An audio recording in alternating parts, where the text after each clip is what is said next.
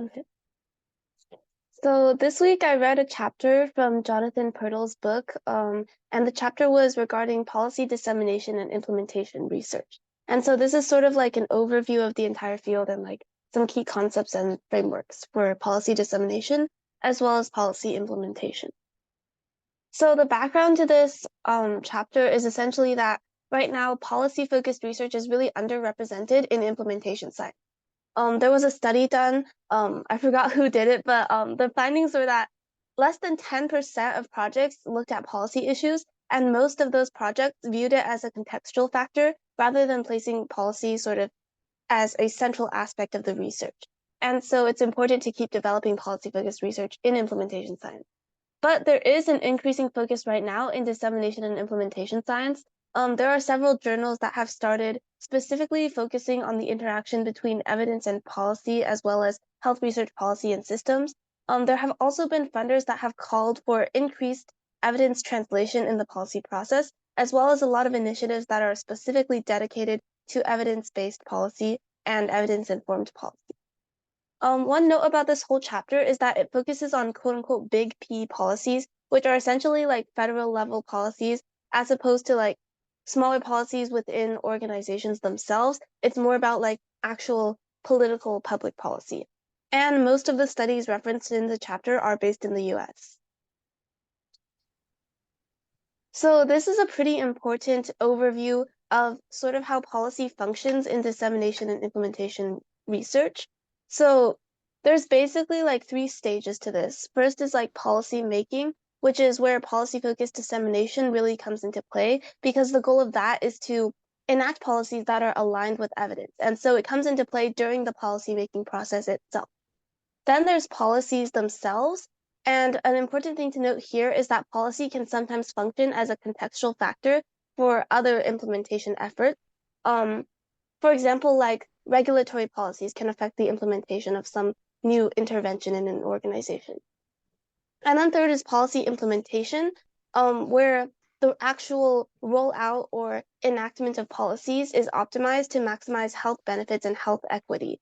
And policy implementation, this stage happens after the policy is actually created, which is what distincts policy implementation from policy dissemination.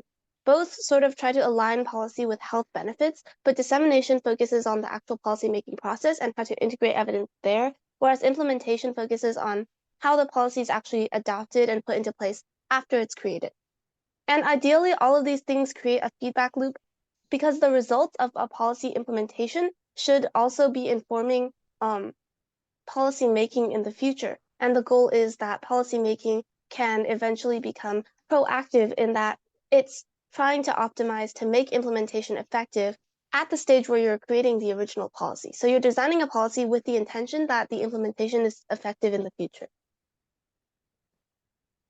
So some key elements to dissemination and implementation research, obviously like the policy of focus, as well as key attributes of the policy, like the regulations that it has to fall under and fiscal dimensions like economic considerations.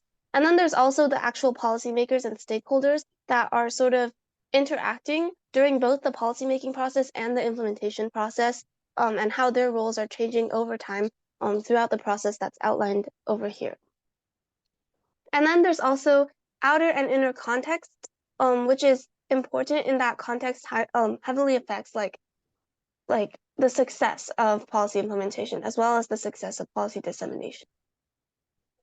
In addition, policy D&I can also help advance equity, specifically through policies that focus on adoption and implementation as opposed to increasing the reach or spread of a specific intervention.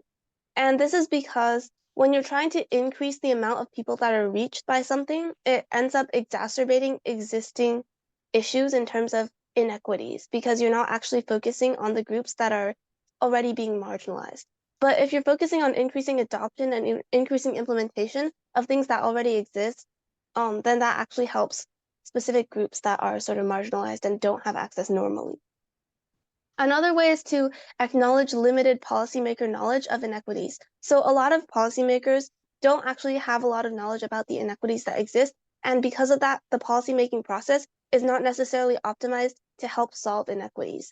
And so when you're doing policy dissemination and implementation research, it's important to acknowledge that as a factor of the context that you're working with. The third way is to measure uneven implementation because of, again, the socio-political context where policymakers aren't really aware of inequities and also where policies aren't necessarily targeted towards the groups that are suffering from inequities. So this is basically moving on to an overview of policy dissemination research specifically, and then later there will be an overview of implementation research. So dissemination is defined by the NIH as targeted distribution of information materials to a specific public health or clinical practice audience. And when you're focusing this field on policy, that means that policymakers themselves are the audience. And so in short, policy dissemination research is how to communicate research evidence to policymakers in order to influence evidence-based policy adoption or make policies more based on evidence in general. So this also involves the strategic packaging of information, which involves giving the right information to the right policymaker at the right time. And all of these things can affect whether evidence is really aligned with the policymaking process. And packaging also relates a lot to communication of evidence and things like that. So dissemination itself has been studied for a while, since the 1960s. There have been several theories related to this. For example, Carol Weiss's typology of how research is used in policymaking, as well as Kaplan's two communities theory, which basically states that social researchers and policymakers exist in sort of two different worlds with two different types of perspectives and ideals, and that has to be reconciled in order to get research actually implemented into policy. Dissemination also started emerging from the 1980s, but all of this is pretty much understudied within implementation science in the health field, and a lot of it has been studied in, for example, the political science field, as opposed to implementation science. So there's a few different types of policy dissemination research studies that Purtle also goes through. So I'll just go through them really quickly. There's the formative audience research, which sort of analyzes how policymakers think and research and respond to evidence, which is obviously important in terms of how to target the evidence so that policymakers actually consider it. Second, there's audience segmentation, where policymakers are basically separated either by demographic or by some sort of statistical analysis of what their beliefs are and what their attitudes are. And then once you separate them, you can see how to tailor dissemination materials according to each of these different groups of policymakers. Third is dissemination effectiveness studies, which basically assess the outcomes of dissemination strategies on policymakers. This can involve things like randomized conditions where policymakers are exposed to a lot of different dissemination strategies, like email subjects or social media efforts or something like that. And then you sort of assess what they're responsive to. Fourth is research use in policymaking. So something Purtle notes is that at best, a policy is evidence informed. It can't be fully based on evidence, because the randomized study, which is considered the highest quality of evidence, is very unethical. You can't expose random groups of people to a specific policy. And so at best, you study whether a policy is evidence informed. And currently, evidence use is sort of accepted as a metric to indicate if a policy is evidence informed. And what that means is you're analyzing how much evidence is actually used in the formulation of a policy. And there are a lot of different types of coded methods to analyze that. And then fifth is policy diffusion studies, which is how policy spreads across different geographical units, specifically states. And a very interesting concept that Purtle outlines is this idea that some states will adopt policies according to states with similar beliefs or similar economies, and it can be sort of there can be a social aspect to it as well. But essentially, policy diffusion analyzes how policies are adopted across a lot of different situations, contexts, and geographical units. So this is one framework of policy dissemination. Purtle outlines two of them, and this is the first one, which is the multiple streams framework. This is basically based on the idea that there are a lot of different issues competing for a policymaker's attention at all times. And there are several different streams that affect whether a policymaker actually considers it. So first is the problem stream, which is sort of the priorities of a policymaker and the issues that they become aware of and all the problems that they're aware of. Second is the policy stream, which is all the potential solutions that they can think of to the problem, potential policies to address these issues. And third is the political stream, which takes into account things like public opinion and also like political calculations, things like that. So when all of these streams converge and all of them are ideal, they open a policy window where policy entrepreneurs can then advance their proposals. So like if a policymaker really prioritizes an issue and at the same time there are solutions available and it's favorable to public opinion, those are the most ideal conditions for a policy to actually get implemented. And this originally wasn't designed for dissemination and implementation, but some people have modified it. For example, Purtle et al. Have modified it to help structure D&I research. And this diagram is basically an outline of how it was restructured. So Purtle focuses specifically on mental health and improving like access to that. So in terms of like the problem stream, you can see policymaker attitudes about mental health. For the policy stream, policymaker knowledge about evidence and their attitudes about like the specific method and solution that's being integrated into policy here. So like CSMHPL is like a comprehensive state mental health parity legislation, basically the solution or the policy. And then the political stream takes into account things like political ideology and public opinion. Then the second framework that affects policy dissemination is the spirit action framework, which is basically a predictive framework that identifies determinants of how research is used in policymaking. And because they can identify those determinants, they can also look at factors that can be modified to promote research use in policymaking. So they're basically looking at like what affects research use and how to make it better. And the purpose is to guide strategies to increase the use of research. And since it's been developed, it has informed like several measures, study designs, and different interventions. So both the Spirit Action Framework and the Multiple Streams Framework sort of emphasize the importance of social political context when you're disseminating research evidence to policymakers. For example, here you can see there's a lot of importance placed on the context of like whether a policymaker sees an issue as important, and also like things like public opinion, which can sort of play into social political context. And then for the Spirit Action Framework, obviously like these types of contextual factors can act as determinants of whether research is actually used. And one of the differences is that the Spirit Action Framework is predictive, while this multiple streams framework is descriptive, where it just sort of analyzes how the process works overall and describes. So next is implementation research, which is the second part of like dissemination and implementation. So implementation is defined as the use of strategies to integrate evidence-based health interventions into settings for the purpose of improving health outcomes.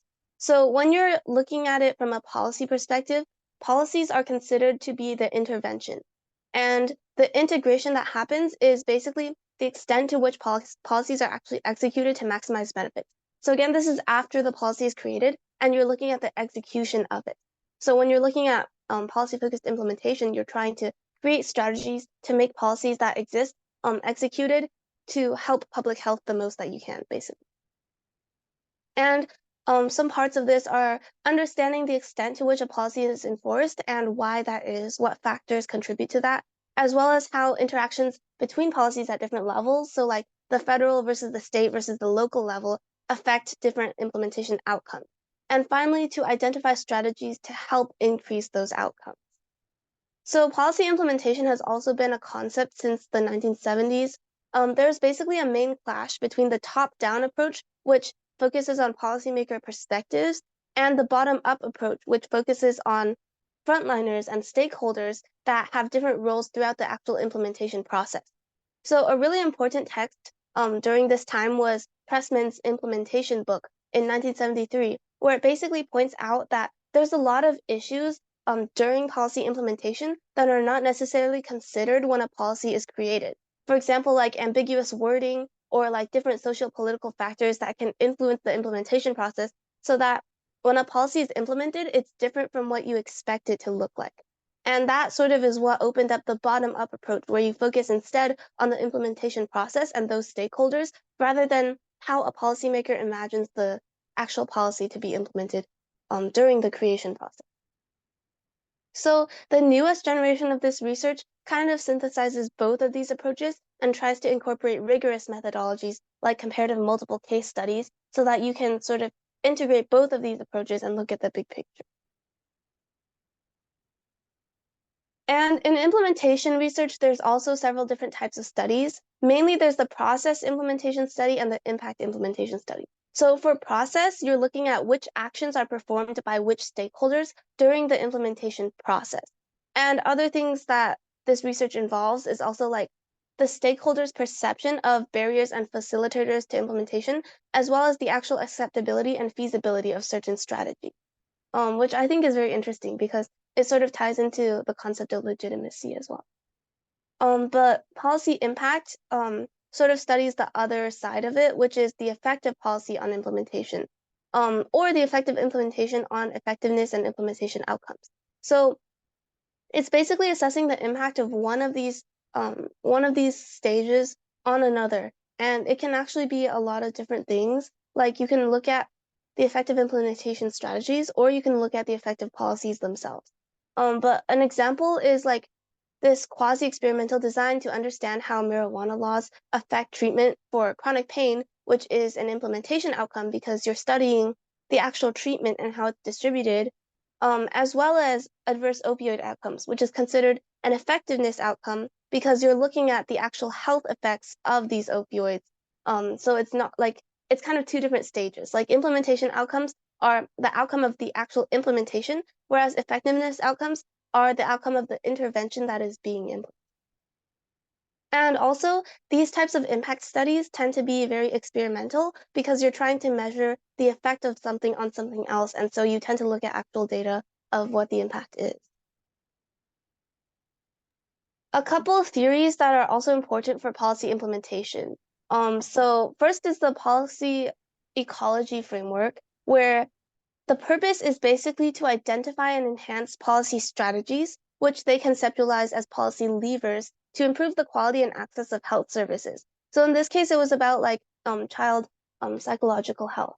But they outline 4 contexts: the provider organization level, so the organization that's actually providing the intervention, as well as the state level, the political level, and the societal level. And in all of these different contexts, policymakers can sort of act to help streamline the implementation of a specific policy. So, for example, like at the state level, policymakers can, I guess they can modify like the guidelines of like a specific policy, whereas at the societal level, they can do things like social media marketing efforts to reduce the stigma of mental health. In this case, because the focus is on child psychological health. So the idea is that there's a lot of different levels of context, and these policy strategies or policy levers can operate in all of these contexts. And the second framework is Heather Bullock's integrated framework of policy implementation. And what distinguishes this from a lot of other frameworks is that it places policy in the center of the framework rather than as a contextual factor, which is, again, like we saw before, what most frameworks do. And Heather Bullock basically outlines 2 different models. First is the implementation process, and second is the determinants of implementation success, which are basically factors that show factors that affect whether an implementation actually works or not. So finally, Purtle outlines a couple directions for future research when it comes to policy-focused dissemination and implementation. So these are basically priority areas that Purtle has sort of identified based on what's happening in the field right now. First is minimizing misinformation and disinformation.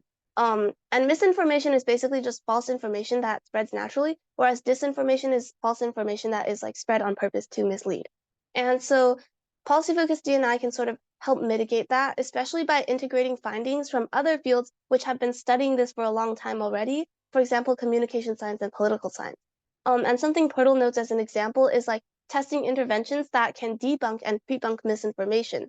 And like these interventions can sort of help to minimize misinformation, and implementation can obviously help with that by making sure that they're actually implemented appropriately. And second is using social media data in policy-focused D&I research. So Purtle notes that there's a lot of studies that use social media posts as sort of outcomes of a specific study, but there aren't a lot of defined methods for actually using social media data. For example, a 2014 study found that a lot of congressmen use Twitter as a way to interact with their constituents. And so it's actually pretty valuable to have social media data because it's sort of this open source database that you can use to look at how policymakers think and how policymakers interact. And you don't have the cons of, for example, a survey where there can be non-response bias because all the data is out there. And then third is measuring outer context in D&I research. So outer context can be things like public opinion and corporate pressure. And Purtle notes that it's very easy to integrate, for example, existing methods like surveys and content analyses because these methods already exist. And the challenge is sort of integrating them into policy-focused D&I research. But like these methods are out there. And so future research can focus on getting them involved in this specific field. And then fourth is using decision science and system science methods. So it's a very similar idea where these other fields have been working on very similar methodologies that can sort of enhance policy-focused D&I. For example, decision science can help identify what policymaker priorities are and what goes into the decision to actually enact a specific policy. And then finally is enhancing policy implementation research methods. So this is basically just enhancing the field as a whole. For example, having clear definitions for what implementation strategies and implementation outcomes look like, as well as further assessing context as a factor and integrating health equity as an important focus. And that was pretty much it for this chapter. Yeah, does anyone have any questions? I think this is really wonderful. Could you go back to slide 8? Yeah. So for the spirit action framework, what's the key point? It's a predictive framework like it's not a retrospective framework for analysis. Yeah, I think the Purtle chapter states that it sort of looks at the factors that contribute to whether research is used in policymaking. And then it looks at like how to modify these factors to promote research. So yeah, so I guess I think it stated that it was a predictive framework because it sort of predicts the factors that contribute to research, and then the goal is to like, I guess, be proactive with it, like before the policy is actually created. Right. So it's very interesting that if you go back to maybe the slide 6, like the okay, maybe a little bit further. So I think that was like the first the slide to show 3 different components and the connection between policy dissemination and implementation. So maybe the second or third, if you have the yeah, if you go back a bit. Oh yeah. Okay. It's very interesting that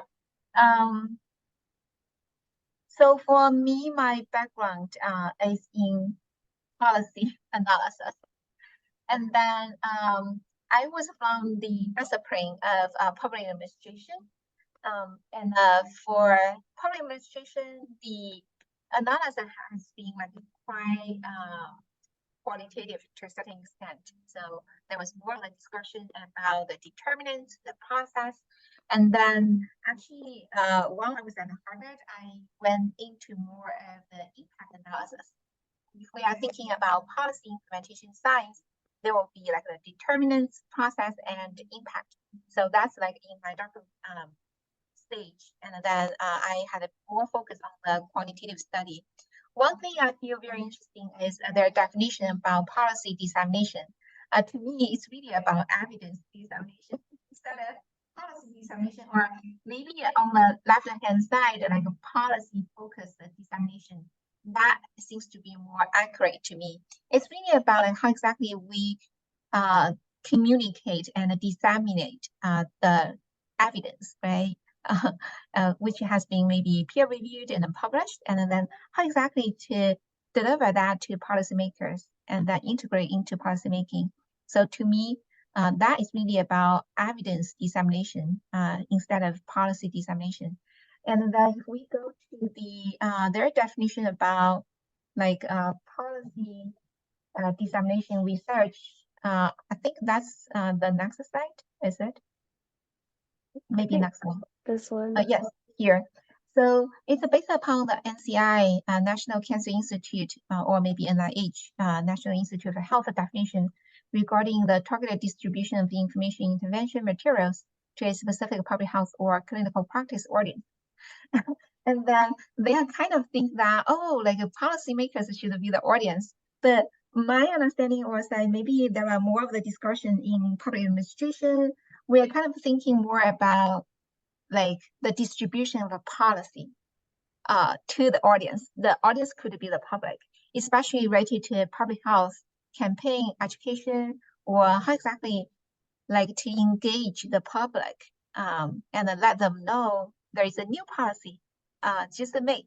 So that's why I think it's really interesting that like for Purtle as well as his mentor, Ross Brownson, they have been really focusing on understanding about how to communicate with policymakers and then conduct research around policymakers. And for me, myself, I'm more interested in the public, say, for sodium reduction. Actually, the end game is really like for the households and the individuals to reduce sodium intake on daily basis. And that's why it's super important to kind of disseminate the policies, such as, hey, we have like compulsory reformulation of all of the packaged food, or we have new labeling law or policies such as like the front of the package, which has been implemented in Mexico. So it's very important to convey those messages to the public, and then hopefully they will know that there will be new set of information for them to make decision. So that's like one thing I really want to highlight here. In addition to that, I would say it's very interesting to understand about how interactions between the policies at the different levels affect the outcomes. So Jean and Owen has been working with me to think about preemption. Preemption is like in lay language, it's about overrule of the policy made at the local level by the state government. And so for example, for Seattle City or King County, there was the policy regarding the vending machine for sugar and sodium reduction. And then Washington State preempted it, which meant that the state legislature overruled the policy made by the King County and the Seattle City. So in the legislation system, actually, the state level policy would be more powerful. That's why like preemption works. And usually in policy making, there will be the force or say the demand from the community or from the NGOs, especially those grassroots NGOs. And that's why it's very interesting that like for the industry, for example, like for the chain restaurants as well as the large food companies, they do have the lobbying system to cover all of the 50 states in the United States and lobby through the state legislation. So that's one thing I also want to elaborate a little bit further here. And currently we are kind of on the research frontier by working with Heather Bullock and several other like the leading experts in the field. So currently we are working on a special issue on policy implementation science, especially like how can we learn for action. And then for misinformation and disinformation, that's really something new. For example, if we go back to 1980s, while we are making the policy, actually, it wasn't too much about the internet or AI or like distribution of the information online. It was more through the traditional channels such as TV, newspaper, and that's why like misinformation and disinformation became more and more important. And for the academia or say the professionals, we play quite important role to debunk or pre-debunk all of those phenomena. But for us, we are also on another frontier by utilizing the social media data. So that's how the Twitter data analysis has been designed. And actually, starting from this week, there is no longer have any Twitter. If you observe that, it has been renamed as X. So in our upcoming paper, we also need to denote that since Elon Musk just made a decision to change the brand name of Twitter into X. Yeah, so those are my quick comments, and thank you, Eileen. I think this is a really thorough read and wonderful presentation. Any other comments and questions? On one thing, one of the policies that she mentioned was very similar to one of the paper that I had read that discussed the 3 streams: policy, politics, and problem, I think. And so I just thought it was interesting that there was a connection between the 2 papers, and I think it was interesting to see the different ways in which they can be used and applied in different contexts. Yeah, so Miranda currently is working with Alut Akama, a doctoral student, on his dissertation. And for his dissertation, he also used Kingdom's multiple stream framework to understand about the mobile health scalability. Okay, so we are going to phase into the next step.